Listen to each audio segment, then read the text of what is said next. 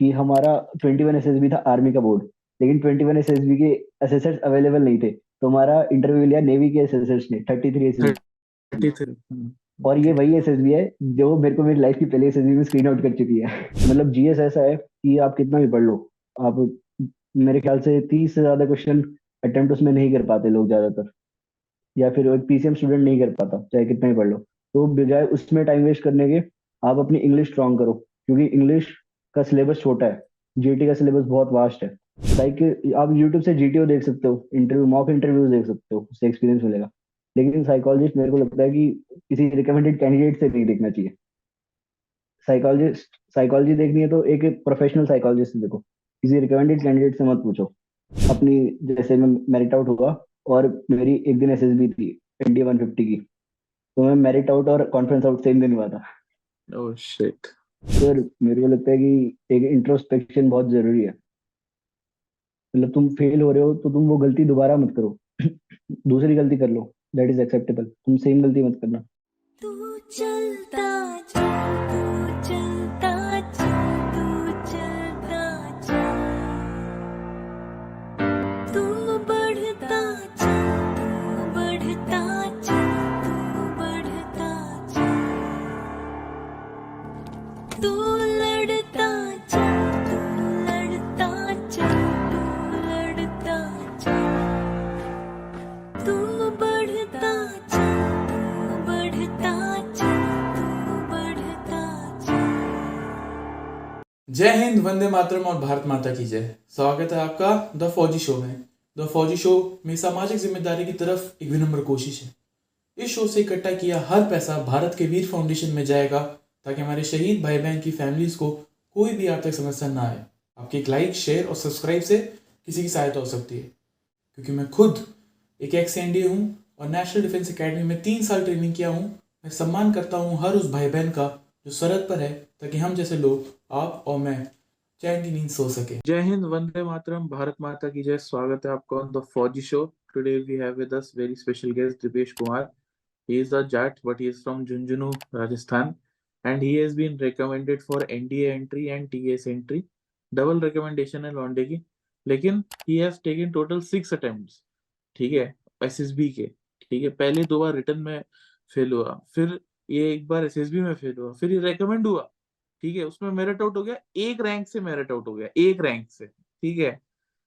ठीक है, और फिर उसके बाद 3 बार लगातार रिजेक्ट हुआ ये। ठीक है, एसएसबी से।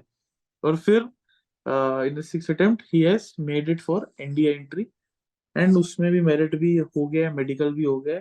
सो touch wood he would be going to the academy, and heartiest congratulations Dipesh भाई, and we thank you wish sir. you all the best for your tenure at National Defense Academy, then IMA, then career as an officer. He wants to go to the Gorkhas, and his father is also a veteran. He's from the AC, and thank you so much for accepting our invitation.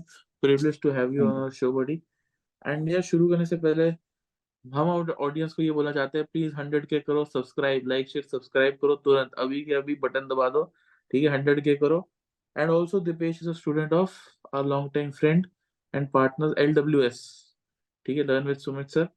Result बढ़िया उनका, link and number is in description, do check them out. Dipesh, शुरू करने से पहले audience को एक बार अपना बारे में बता, कौन है दिपेश? मैंने मोटा मोटा बता दिया है, अगर कुछ रह गया तो तू बता दे।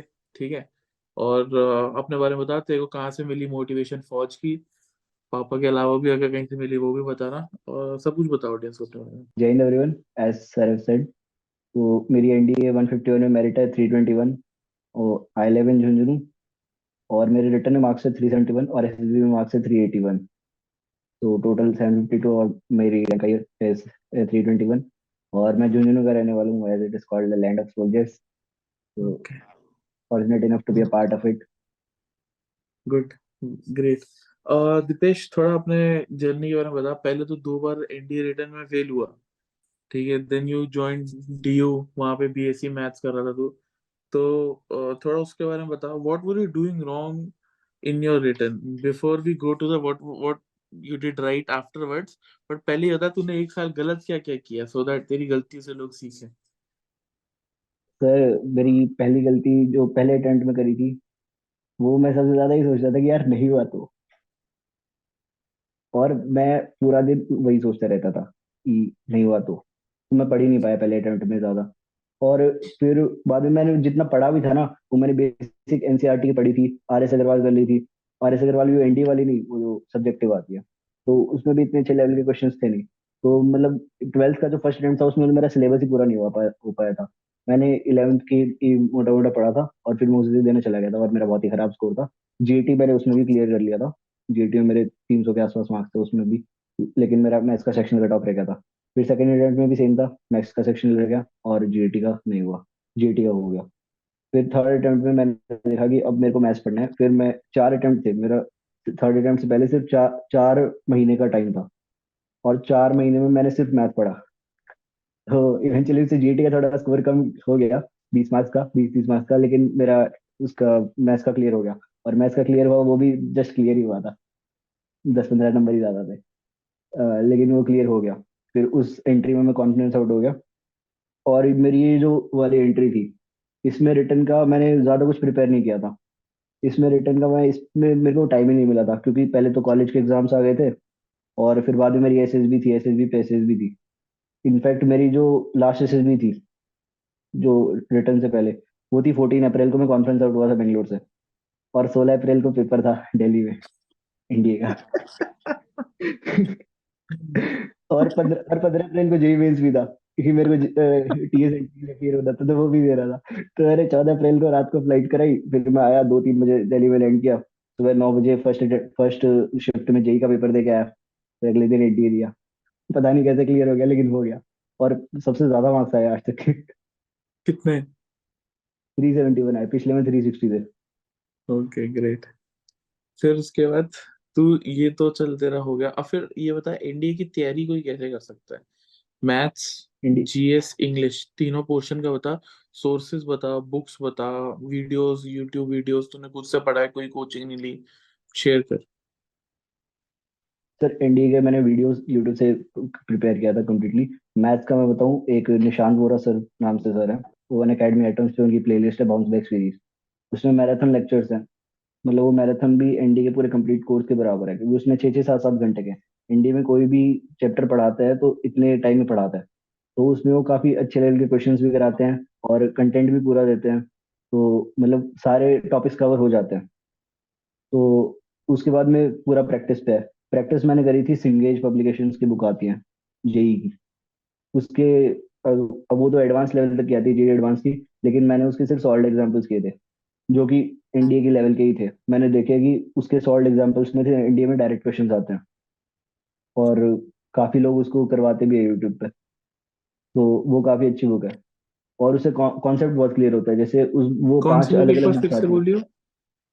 सर सिंगेज पब्लिकेशन की बुक आती है, जेई की। इंग्लिश? सिंगेज, सिंगेज? हाँ ओके। सिंगेज, उसकी 5 बुक्स आती हैं। ये प्रोबेबिलिटी के अलग, प्रोबेबिलिटी एंड स्टैटिस्टिक्स के अलग, अलजेब्रा की अलग, ट्रिग्नोमेट्री के अलग, कैलकुलस के अलग। तो उसमें एकदम स्टेप बाय स्टेप दे रखा है। अगर आपने चैप्टर नहीं भी पढ़ा है ना, मतलब इतनी अच्छी बुक्स के एग्जांपल्स करोगे तो आप अपने आप सीख जाओगे, इतनी अच्छी होगा। स्पेशली कैलकुलस के लिए तो बहुत ही अच्छी है, मैं रिकमेंड करूंगा। और इंग्लिश मैंने जीएटी में ऐसे किसी एक जगह से नहीं पढ़ी थी, मैंने बहुत सारे यूट्यूब पे सोर्सेज देखे थे कि जो अच्छा पढ़ा रहा है उससे पढ़ लिया। और बाकी इंग्लिश में कॉन्वेंट स्कूल से पढ़ा था तो मेरी ठीक ठाक थी। थोड़े बहुत ग्रामेटिकल रूल्स होते हैं वो मैंने सीख लिए थे यूट्यूब से। और जीएटी में भी, अब मैं पीसीएम का स्टूडेंट था तो साइंस के मैं ज़्यादातर क्वेश्चन कर देता था। तो मैंने जीएटी ज़्यादा नहीं पढ़ी थी, जीएटी में मैंने बस पॉलिटी पढ़ी थी, और पॉलिटी को ज़्यादा ही पढ़ ली थी मैंने। बाद में पता चला इतनी भी नहीं पढ़नी थी। अ, और मैंने पढ़ी थी, ज्योग्राफी पढ़ी थी बस, और ज़्यादा कुछ नहीं पढ़ा। और बल्कि हिस्ट्री के तो ऐसे ऐसे क्वेश्चन आते थे, मैं कितनी पढ़ के चला जाऊँ कर ही नहीं पाता था कभी कभी तो। और बाकी पॉलिटी के भी कभी कभी ऐसे हार्ड आ जाते थे। मतलब जीएस ऐसा है कि आप कितना भी पढ़ लो, आप, मेरे ख्याल से 30 से ज्यादा क्वेश्चन अटेम्प्ट उसमें नहीं कर पाते लोग ज्यादातर, या फिर एक पीसीएम स्टूडेंट नहीं कर पाता चाहे कितना ही पढ़ लो। तो बजाय उसमें टाइम वेस्ट करने के, आप अपनी इंग्लिश स्ट्रांग करो, क्योंकि इंग्लिश का सिलेबस छोटा है, जीटी का सिलेबस बहुत वास्ट है। इंग्लिश का सिलेबस जल्दी कवर हो जाएगा और उसमें रिपीटेड पैटर्न पे क्वेश्चन आते हैं, सेम टाइप के क्वेश्चन आते हैं। तो स्पॉटिंग एरर्स आजकल तो शायद चेंज हो गया है, लेकिन अभी लास्ट अटेम्प्ट में थोड़ा चेंज हो गया, लेकिन वरना बहुत सेम टाइप के क्वेश्चन आते थे। और साइंस में भी इजी रहता है, पीसीएम तो वो फिजिक्स और केमिस्ट्री तो 9 10 लेवल की आती है, एक दो क्वेश्चन 11 12 पे टच कर जाता है, बाकी तो काफी इजी रहता है। ओके।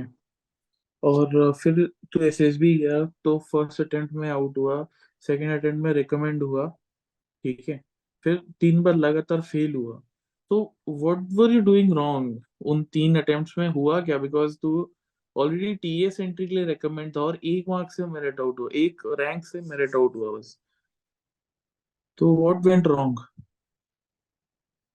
हाँ सर, ये तो वैसे मुझे काफी लेट पता चला, लेकिन पहले मैं सोचता था कि मेरे जो फर्स्ट एसएसबी था जिसमें मैं मेरिट आउट हुआ था, वो फर्स्ट अटेम्प्ट में, तो मेरे को लगता था कि मेरा जीटीओ खराब हुआ उसमें, तो इसलिए मैं मेरिट आउट हुआ, क्योंकि मैं पीजीटी में उसमें आइडियाज नहीं दे पा रहा था। मेरे को लगा यार इसलिए मार्क्स कम रह गए कहीं ना कहीं, तो जीटीओ अच्छा करते हैं। तो फिर मैं जीटीओ की वीडियोस देखता था, और मैं एक बहुत गलत चीज करता था कि मैं साइक की है ना यूट्यूब से प्रैक्टिस करता था। मतलब यूट्यूब पे कई रिकमेंडेड कैंडिडेट्स होते हैं जो कि 7 7 8 8 बार रिकमेंड हुए होते हैं। वो फिर मेडिकल आउट मेरिट आउट किसी इशू से हो जाते हैं, फिर वो यूट्यूब चैनल बना रखा है, वो अपनी स्टोरीज डालते हैं। तो मैं जैसे याद नहीं करता था वो स्टोरीज, लेकिन मैंने वो स्टोरीज देख ली थी और उनकी वीडियोस देख ली थी, तो कहीं ना कहीं वो दिमाग में रह जाती है। तो मैं शायद वो चेप देता था, या फिर वैसी कुछ स्टोरी लिख देता था। तो अब वो स्टोरी मेरी पर्सनैलिटी से शायद मैच नहीं कर रही, या फिर हो सकता है कि वो स्टोरी सही ना भी हो।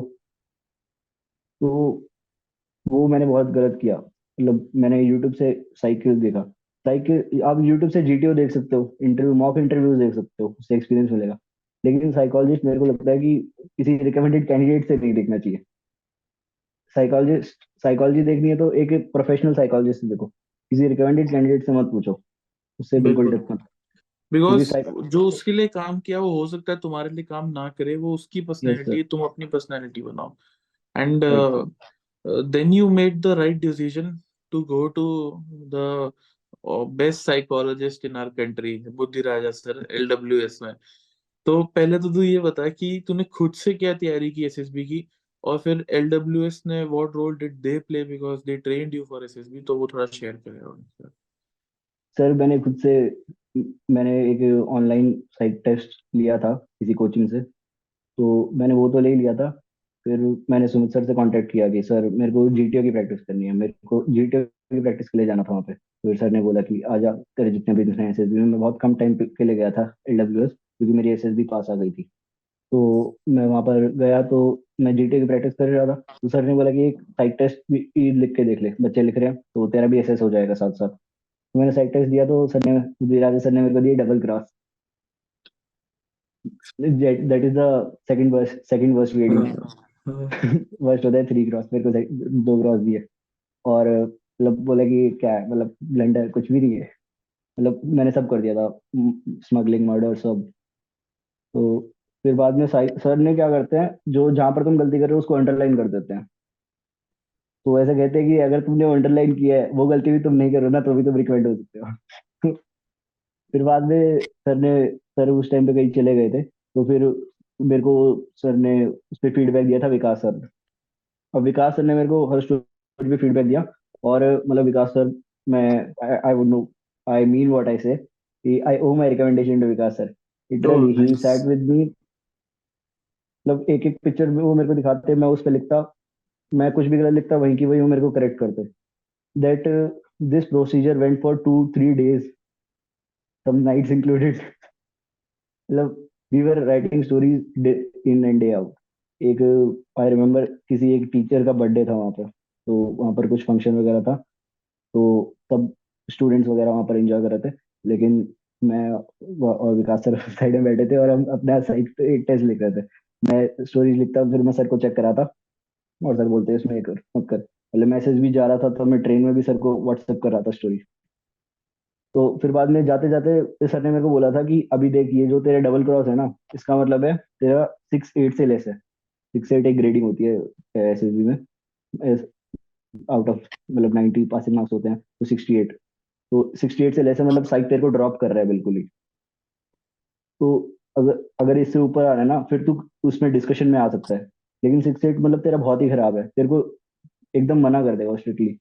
फिर बाद में 2-3 दिन प्रैक्टिस करी ई सर के साथ, तो सर ने बोला कि हाँ, अब जब मैं जाने लगा था ना LWS से, तो सर ने बोला हाँ अब तेरा 7-5 के आसपास आ गया, अब तेरे को बस तेरा फैक्टर वन इंक्रीज कर रहा है स्टोरीज में, फिर तो अच्छा 90+ आ जाएगा। तो फिर वो मैंने किया और फिर वो हो गया।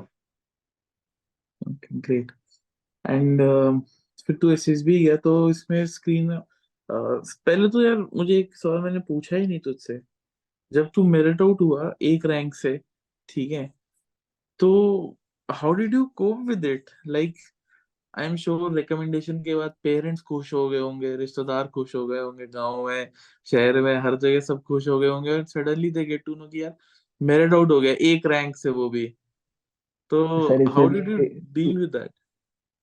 सर इसमें भी एक और है कि मैं अपनी, जैसे मैं मेरिट आउट हुआ और मेरी एक दिन SSB थी इंडिया 150 की, तो मैं मेरिट आउट और कॉन्फ्रेंस आउट सेम दिन हुआ था। Oh shit. मतलब उसी दिन JL आने क्लोज हो गए थे और उसी दिन वो कॉन्फ्रेंस आउट हुआ था। मैं SSB गया था 5 दिन पहले, तो मैं सोच के गया था कि यार इसका JL आ जाएगा शायद। तो फिर आई वॉज वेरी क्लोज। फिर मैं बाहर आया तो पता चला कि अब नहीं आएगा। फिर वो थोड़ा ज्यादा बुरा लगा। मैंने सोचा कोई नहीं, एक और SSB है, PS49 की, न्यूटेक की और NDB है। मैंने सोचा कोई नहीं, कर लेंगे, कॉलेज तो चल ही रहा है। Okay good. एंड फिर तू एसएसबी गया अपनी, ये जो लास्ट में उसमें तू रेकमेंड हुआ है, तो इसमें स्क्रीनिंग में कितने बच्चे आए? कहाँ थी एसएसबी? कितने स्क्रीन इन हुए? सर SSB थी भोपाल में, 21 SSB भोपाल, 51 और 52 रिपोर्टेड और 27 गॉट स्क्रीन इन। Okay very good. हाँ, और सर 27, एक्चुअली 26 हुए थे, one was wild card entry. वो क्या? मतलब ये मैं क्यों कह रहा हूँ, क्योंकि हम 7 रिपीटर्स थे, तो हमारा ग्रुप बना 15 का, उसमें आधे फ्रेशर्स भी थे। तो हम 7 रिपीटर सारे लाइन से बैठे थे। तो शुरू में वो सर बोल रहे थे चेस्ट नंबर जो जो स्क्रीन इन हो रहा है, तो एक एक करके बोलते जा रहे, रैंडमली बोल रहे। फिर लास्ट में बोलने लगे रिपीटर्स का, तो वो एक साथ बोलने लगे 47, 48, 49, 50। तो हमें लगा सबको बोल देंगे, अब सातों को स्क्रीन कर लेंगे। तो चेस्ट नंबर 50 था, मेरा था 51 और एक और था 52, वो लास्ट था। तो उन्होंने बोला 46, 47, 48, 49, फिर 50 नहीं बोला, 51 बोला और 52 बोला। Then you took a pause, तो उसे लगा वो स्क्रीन आउट हो गया। और फिर सर बोले एंड 50 ऑल्सो। तो फिर उसको लगा कि यार ये क्या हुआ। और हमें लगा कि चलो वो ऐसे मजे ले रहे सैडिस्ट है होंगे। यार लोग। हाँ। और हमें लगा कि चलो मजे ले रहे होंगे। फिर बाद में हम जब मेस में गए, तो फिर मेस वाले बावर्ची ने बोला कि 26 स्क्रीन इन हुए हैं ना। तो ये 27वां कैसे आ गया? हमने बोला नहीं सर, 27 ही है। एसेंस आप पूछ रहे कि यार स्क्रीन इन तो 26 हुए थे, 27 कैसे है? मेरे को तो 26 की खबर मिली थी। वो वाइल्ड और कार्ड सर मेरा एंट्री रिकमेंड हुआ फिर? नहीं सर, वो नहीं हुआ, वो wild card entry sir 11th attempt था उसका। और उसका 11th अटेम्प्ट ऐसे था कि मतलब उसका ये NDA वाला खत्म हुआ, अप्रैल वाला, और सितंबर में वो सीडीएस दिया उसने। ओ भाई साहब। We wish you all the best, give up मत मारना, ठीक है, लगे रहना भाई, जो भी आपका नाम है, हाँ वाइल्ड कार्ड एंट्री। गुड यार। सर जिस दिन हमारी रिपोर्टिंग थी ना, उस दिन आई गॉट लेट। मतलब हमारा ऑटो खराब हो गया था। मैं होटल में रुका, तो मेरे साथ एक और लड़का था साइड वाले रूम में। फिर पहले तो मैं नीचे आया, उसने नीचे आने में लेट कर दी। मैंने कहा चल कोई नहीं। फिर मैंने ऊबर से ऑटो मंगा के तैयार रखा था। फिर मैंने लोकेशन डाली SSC सिलेक्शन सेंटर सेंट्रल। तो अब उस नाम से वहां पर एक कोचिंग थी भोपाल में, तो लोकेशन वहां की लग गई। और उसने भी वहां ले जाके पटक दिया। फिर वो भी वहां ले गया। फिर मैंने बोला कि भैया ये थोड़ी है, मैं आया हूँ यहाँ पे, ऐसा थोड़ी नहीं दिखता। बड़ा जगह हिट है वहां पर, तो मैं स्क्रीन आउट हो चुका हूँ यहाँ से, ये तो नहीं है। फिर वो बोला भैया आपने लोकेशन तो ही डाली है। मैंने बोला कि भैया वहां पर चलो, हल्दी घाटी में वो जो। बोला अच्छा ऐसे बोलो ना। फिर वो वहां पर लेके गया, तो 2 किलोमीटर पहले उसका ऑटो खराब हो गया। फिर वो बोला भैया अब आप पैदल जाओ या फिर दूसरा ऑटो मंगा लो। अब दूसरा ऑटो आने में कम से कम 10-15 मिनट लगते, and we are already running 10 to 15 minutes late. मैंने सोचा यार आज तो शायद SSB भी नहीं दे पाएंगे। लास्ट अटेम्प्ट है। इतनी देर में मतलब वहां पर मैं एक देख रहा था, एक ऑटो है खड़ा है वहां पे, मैं उसको बुलाने जा रहा था। इतनी देर में वहां से आर्मी वाली बस आ गई, SSB की। फिर उसमें जवान्स बैठे थे तो हमने उनको हाथ दिया हमने बोला हमें भी ले चलो, फिर ले गए। फिर सब जा चुके थे, बस सिर्फ रिपीटर्स की लाइन बाकी थी। रिपीटर 6 रिपीटर्स खड़े थे, मैं सातों जाके उनमें जुड़ गया। उसमें एक और प्रीवियसली रिकमेंडेड भी था मेरे अलावा। Okay, great. और तू भी प्रीवियसली रिकमेंडेड की तरह ही काउंट होता है ना? हाँ ग्रेट। फिर तो एसएसबी में पीपीडीटी में स्टोरी क्या लिखी और क्या दिखाया क्या था उन्होंने तेरे परसेप्शन में?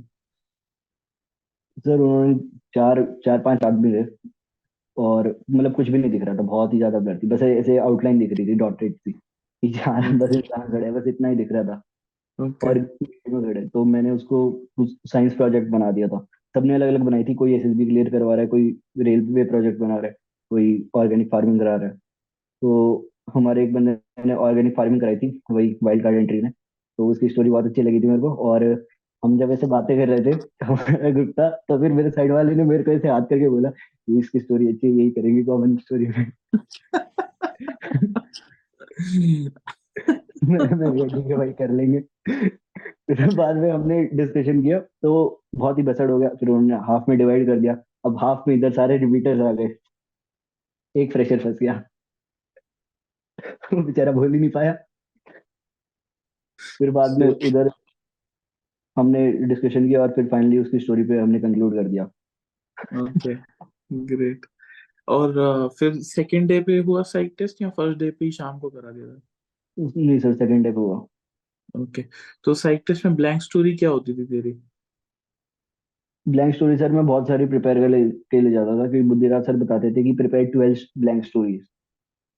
माय क्योंकि गॉड। मतलब एक पॉसिबिलिटी है कि तुमने 11 स्टोरीज बनाई और 11 तो तुम्हें पिक्चर दिखाते हैं टीएटी में। हो सकता है कि तुम्हारी 11 स्टोरीज 11 ब्लैंक स्टोरी से मैच कर जाए तो तुम 12 बनाओ।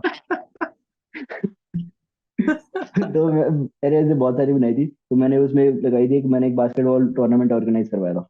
ओके। ओके, तो बढ़िया। एंड वैसे तू खेलता है बास्केटबॉल?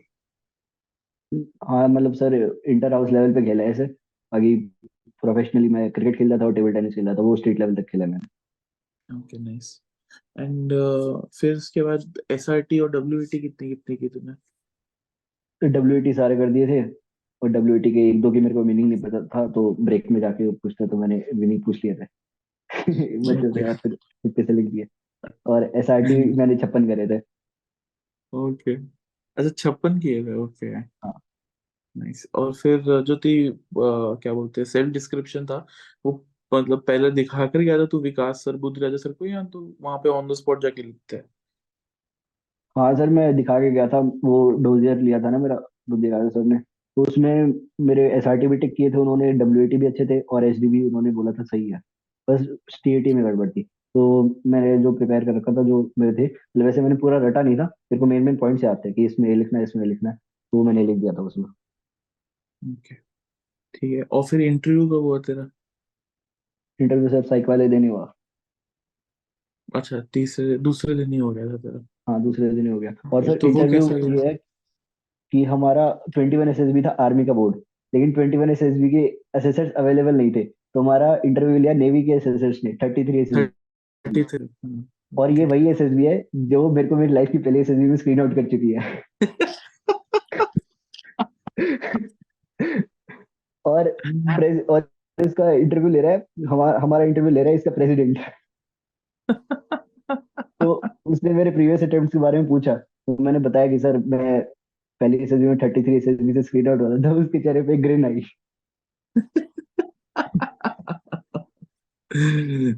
ग्रेट यार, ग्रेट। फिर हाँ। उसके बाद इंटरव्यू में क्या क्या पूछा उन्होंने? इंटरव्यू सर मेरा 20-30 मिनट ही चला था। ज्यादातर उसने फिजिक्स के सवाल पूछे थे। तो फिजिक्स के सवाल एक पूछा था, ओम्स लॉ। तो ओम्स लॉ मैंने बोल दिया कि sir I is directly proportional to V, जो कि गलत है। V is directly proportional to I होता है। मेरे को पता नहीं था कि ये, मैं सोचता था कि प्रोपोर्शनलिटी साइन इक्वल की तरह होता है, किसी भी साइड से बोल दो हाँ। एक ही बात। यस। तो, तो फिर मेरे को उसने ये बोला कि I is directly proportional to V, इसका मतलब मैं इस तार में करंट बढ़ाऊंगा तो इसमें वोल्टेज भी बढ़ेगा। Are you sure? फिर मैंने कहा sir sorry sir, I am not sure. तो मेरे को ऐसे डाउट था, तो मैंने टाल दिया क्वेश्चन। फिर बाद में मैंने रूम में जाके पूछा मेरे ग्रुप वालों से मेरे ग्रुप वाले एक तो बहुत ज्यादा पढ़े लिखे, मेरे को इन्फीरियोरिटी कॉम्प्लेक्स हो जाता था उनसे। सारे कोटा के पोस्टर वही तो होते हैं ना। जब आप कोटा की सड़कों पे निकलते हो तो उनके दिखेंगे पोस्टर्स, वो थे। तो उन्होंने बोला कि नहीं भाई, आई स्लाइडली प्रोपोर्शनल टू वी नहीं होता, we slightly proportional to I होता है। मैंने बोला कैसे? कहता है, इधर आ, मैं तेरे को बैठ के समझाता हूँ। तो वो मेरे को डिराइव करके समझा रहा है कि ये क्यों होता है, तो ये क्या हो रहा है। फिर उसने मेरे से पूछा था कि do you have a girlfriend. मैंने बोला नो सर। फिर वो बोला don't love, don't lie to me. मैंने बोला नो सर आई डोंट। फिर वो बोला Dipesh come on, such a handsome boy studying in Delhi University and not having a girlfriend, come on यार don't। मैंने बोला no sir I don't have. बोला why you don't have, do you have a problem.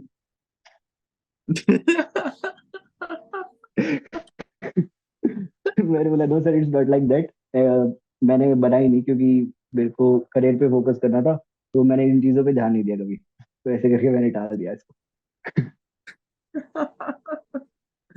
Do you have a problem? ओ भाई और फिर उसने, साहब। अब वो नेवी का एसएसओ था, तो he he told me that do you know something about navy. मैंने कहा यस सर, क्योंकि मेरी पिछली एसएसबी थी तो मैं नेवी की एसएसबी में गया था, मैं नेवी का बहुत कुछ पढ़ के गया था। तो मैंने उनको नेवी के बारे में बहुत सारी चीजें बता दी। वो बोले okay okay now tell me something about army.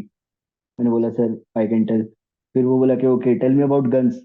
तो मैं, उन्होंने इंसास के बारे में पूछा, तो मैंने इंसास में एक लेक्चर एक सा सुना दिया उनको। फिर वो बोला okay okay I got an idea. Navy और ओ नेवी भाई। एसएसबी, तो उन्होंने ज्यादा पूछा नहीं आर्मी के बारे में। Okay, great. हाँ, वरना मैं एक एसएसबी में आर्मी के क्वेश्चंस पे इतना ग्रिल हो चुका हूँ कि इस बार मैं आर्मी का कुछ ज्यादा ही पढ़ के गया था, लेकिन इस बार उन्होंने कुछ पूछा ही नहीं, सिर्फ इंसास पूछ के छोड़ दिया। मैं डिसअपॉइंट हुआ कि यार ये क्या बात हुई, पूछा ही नहीं तुमने भी। मैं एक बार इलाहाबाद गया था तो वहां पर सर सेडिस्ट इंटरव्यू है। ही आस्क्ड मी कि which arm do you want to join. मैंने बोला सर इन्फेंट्री। फिर वो बोला कि sir okay tell me something about armoured. फिर मैं बताने लगा, फिर बाद में बोला okay fine tell me something about artillery. तो वो तो सीरियस इंटरव्यू था, मतलब सर मेरे को तो, मतलब ही, that was the interview, that interview made me drink that glass of water, जो टेबल पे साइड में रखा होता है, वो पहली बार मैंने पिया उसमें। कितनी देर चला था वो? वो सर एक डेढ़ घंटे के आसपास चला था सर वो तो। My God. आज और भी क्या मेरे को पूछा याद है। उन्होंने? सर उन्होंने वही पूछ रहे थे जो मेरे को नहीं आता था, मतलब ये दूसरे पहले इंटरव्यू की बात बता रहा हूँ, इस वाले की नहीं। उसने उन्होंने मेरे से पूछा कि who is your role model. तो मैंने बोला कि सर कैप्टन मनोज पांडे। फिर मैंने बोले कि थोड़े बहुत सवाल पूछे उनके बारे में। बाद में बोले कि विच अवार्ड ही गॉट। मैंने बोला सर पीवीसी। बोले ब्लडी शाली व्हाट इज पीवीसी। मैंने बोला sir it is a pipe. मैंने बोला सर नॉट सर परम। फिर बाद में बोले कि अच्छा now tell me in which war he got martyred. मैंने बोला सर कारगिल वॉर। बोला इन विच पीक, मतलब वो बोले कि कौन से ऑपरेशन में थे और उस पीक का नाम बताओ जो उन्होंने कैप्चर करी, और दूसरी पीक का नाम जिसमें वो कैप्चर करते टाइम शहीद हो गए। फिर मैं वो नहीं बता पाया। फिर उन्होंने नोट किया कि हाँ ये नहीं बता पाया। फिर बाद में बोला कि okay tell me another officer whom you admire। मैंने बोला sir field marshal Sam Manekshaw. मैंने बोले कि विच अवार्ड ही गॉट। मैंने बोला सर मिलिट्री क्रॉस। बोला okay tell me which war he got, what was his action, what was his rank, और वो उन्होंने एग्जैक्टली क्या किया था, वो पूरा बैटल फील्ड मेरे को डिस्क्राइब कर। मैं बोला सर इतना तो मेरे को खुद के बारे में नहीं पता होगा। ओ भाई। हाँ, लकीली इस बार मेरे से इतना ज्यादा कुछ पूछा नहीं, लेकिन इस बार मैं प्रिपेयर होके गया था मैं सारे। उस इंटरव्यू में तो उन्होंने मेरे से पूछा कि tell me name of 21 PVC. ओ मैं भाई बताने साहब। मैं बताने लगा, मैं उससे बताने लगा, मैं सीक्वेंस से सबसे पहले मैं बताने लगा मेजर सोमनाथ शर्मा। फिर बाद में बोले कि okay fine enough I got an idea now tell me along with their regiment and on which peak they got martyred।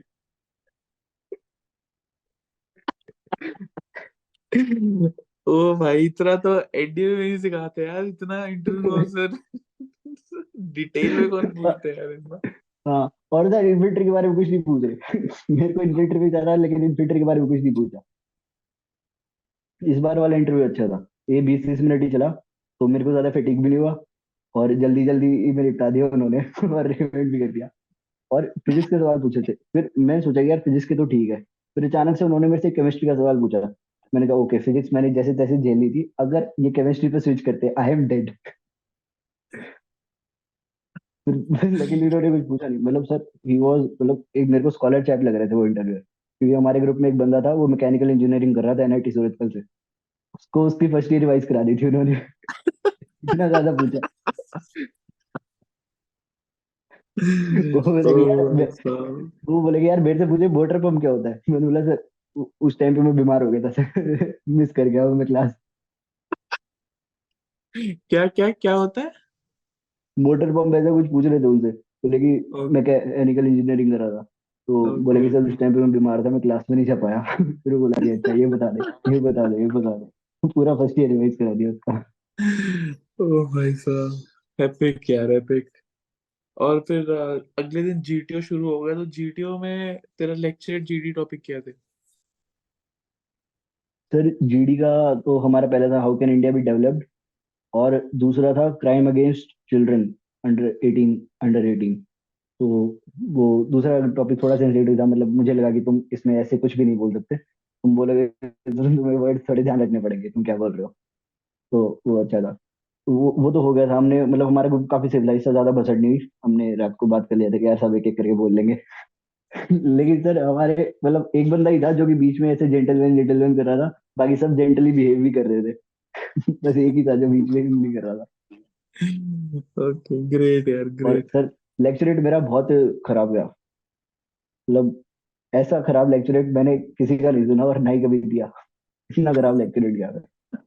क्योंकि मैं लेक्चर रेट जब हमारा स्टार्ट हुआ, मेरा शायद सेकंड लास्ट था, तो वहां से स्टार्ट हो रहा है, मैं देख रहा हूँ सबके पास बढ़िया बढ़िया टॉपिक्स आ रहे हैं, मैं सोच रहा हूँ कि पहले वाले के पास साउथ साउथ चाइना से है, मैंने कहा इस पे मैं 3 मिनट क्या, इस पे मैं 3 घंटे बोल सकता हूँ। दूसरे के पास दूसरे के पास इंडो पाक रिलेशन है, मैंने कहा इस पे मैं पूरा दिन बोल सकता हूँ।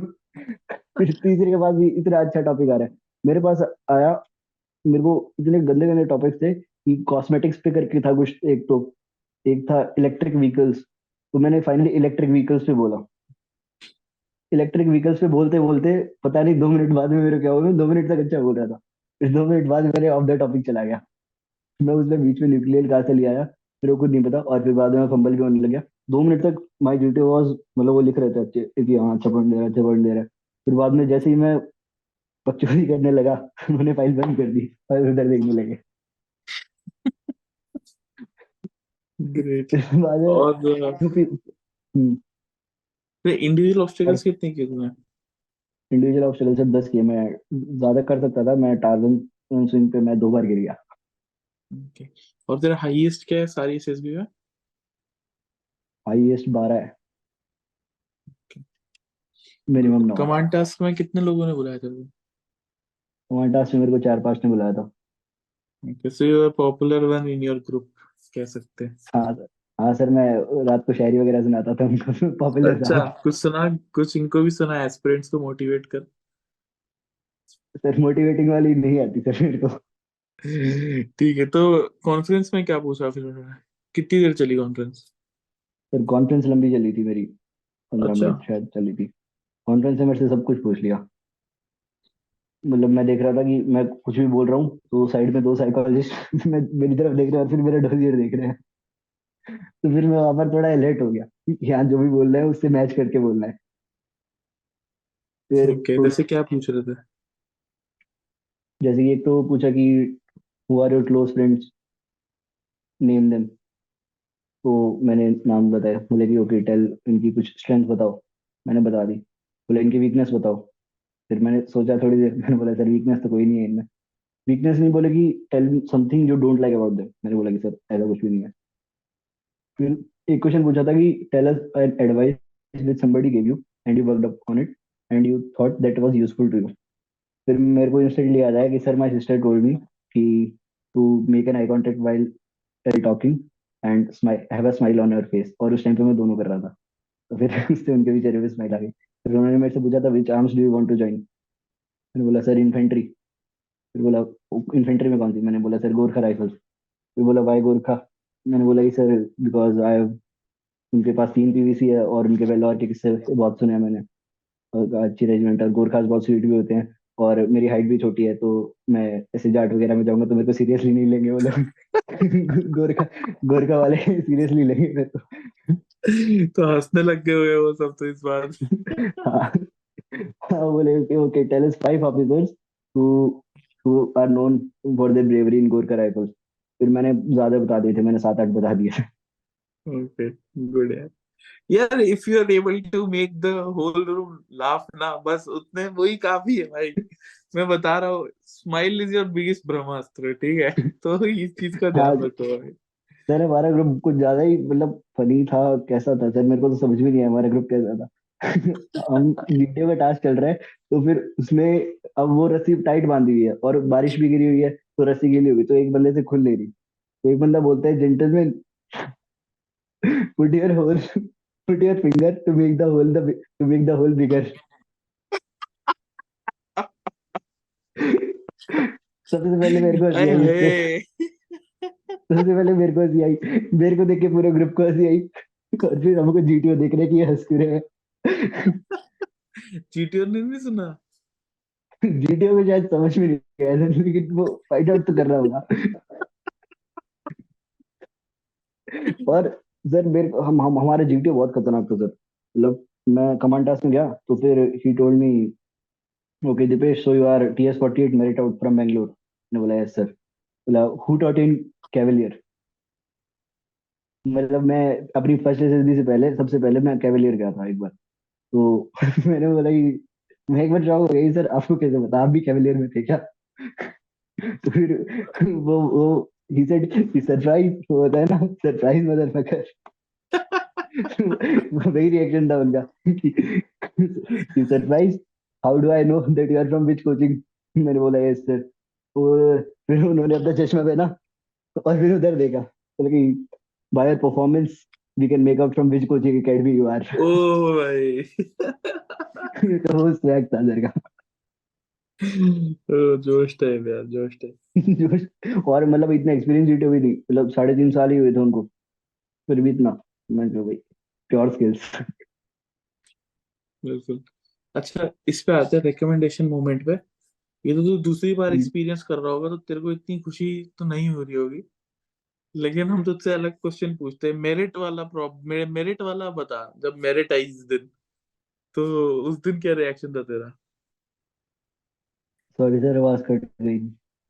मैं बोल रहा हूँ कि हम जनरली लोगों से पूछते हैं कि रिकमेंडेशन मोमेंट शेयर करो, ठीक है? लेकिन तू हाँ ऑलरेडी रिकमेंडेड था, ठीक है, पिछली बार हाँ मेरिट आउट हो गया था, तो तेरे को इतनी खुशी तो नहीं होगी एज कम्पेयर टू अदर्स। लेकिन रिकमेंडेशन मोमेंट भी शेयर कर, और जब मेरिट आई वो भी शेयर कर। जब मेरिट में आया ना, तो रैंक से पता चल जाता है कि भाई मेरिट इन है, मेरिट आउट है, तो वो भी शेयर कर। हाँ सर, पहले तो हम एस्टिमेट लगा रहे थे कि रिकमेंड कितने होंगे। इससे रिकमेंडेशन मोमेंट से पहले वाली रात बहुत शानदार थी। मतलब हम क्या कर रहे थे, हम रिपीटर्स थे 7, और हम इतने हैवी रिपीटर्स थे कि हम सबकी एसएसबीज मिला ले तो 52 एसएसबीज हो रही थी। My God. तो फिर हम फ्रेशर्स बोल रहे थे कि चलो हम तुम्हें कॉन्फ्रेंस की एक प्रैक्टिस देते हैं कि कॉन्फ्रेंस कैसे होगी। हम सामने 3 बंदे बैठ गए, साइड में हम सारे ऐसे रिपीटर्स बैठ गए, 7 बंदे रूम में, और एक एक करके फ्रेशर्स को बुलाया रहे चेस्ट नंबर वाइज कि आओ तुम कॉन्फ्रेंस दो, हम तुम्हें एक डेमो देंगे। एम कुछ नहीं था, उनके मजे लेता था बस।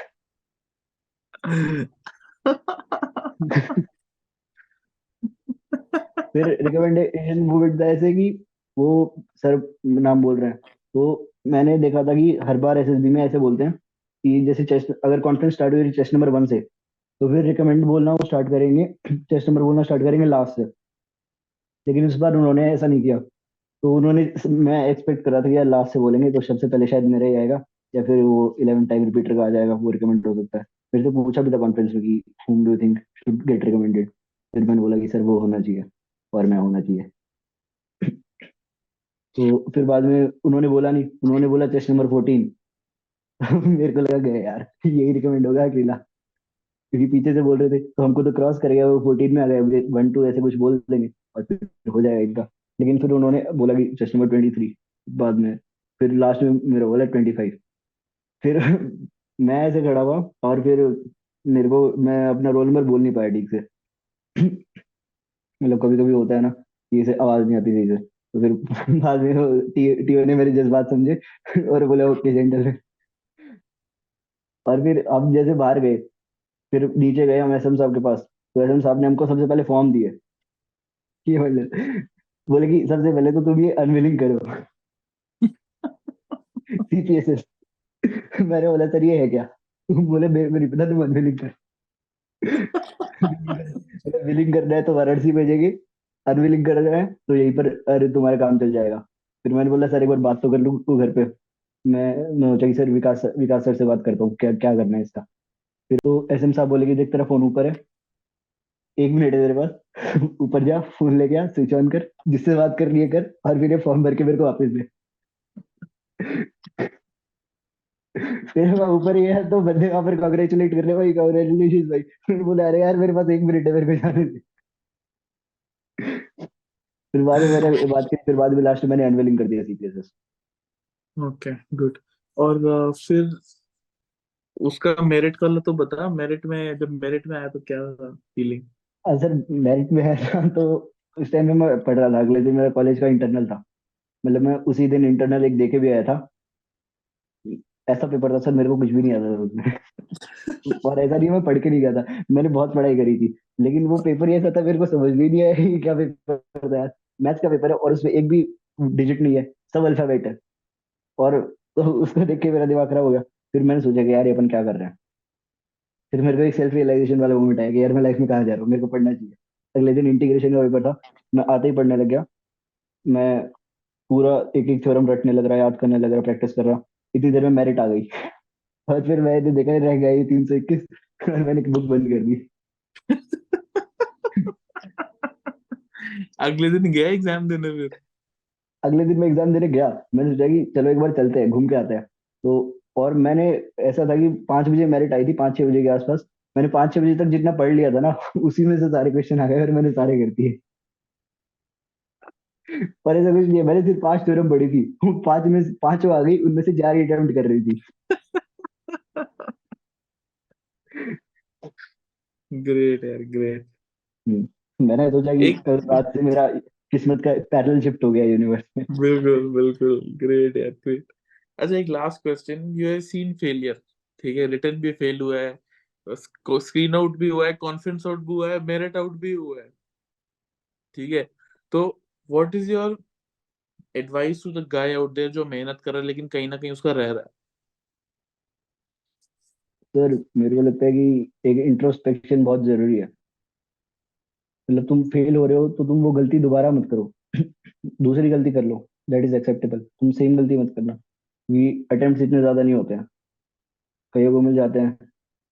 लेकिन वही बात है ना कि इतने ज्यादा अटेम्प्ट नहीं है, इतना एनडी के 4 अटेम्प्ट है, तुम बार बार सेम गलती अफोर्ड नहीं कर सकते। तुम रिटर्न में फेल हो रहे हो, तुम अच्छे से पेपर एनालाइज करो। यूपीएससी आजकल रिलीज भी करता है मार्क्स, तुम देखो मार्क्स कहाँ पर कम रह रहे हैं, और फिर उस पर वर्क करो, वीक पॉइंट्स पर वर्क करो। और सेल्फ बिलीव बहुत जरूरी है। अगर तुम सोचते हो मैं कर सकता हूँ, और तुम्हारे एफर्ट्स राइट डायरेक्शन में है, और तुम एक बार सोच लो कि हाँ I had to do this, I have no other option, तो तुम्हें कोई नहीं रोक सकता वो करने से। Good. Thank you so much, Dipesh. We wish you all the thank you best sir. for your tenure ahead at NDA, then IMA, then life as an officer. And guys, if you like this video, please like, share, subscribe. 100K कर दो जल्द से जल्द. And we love you all. Jai Hind.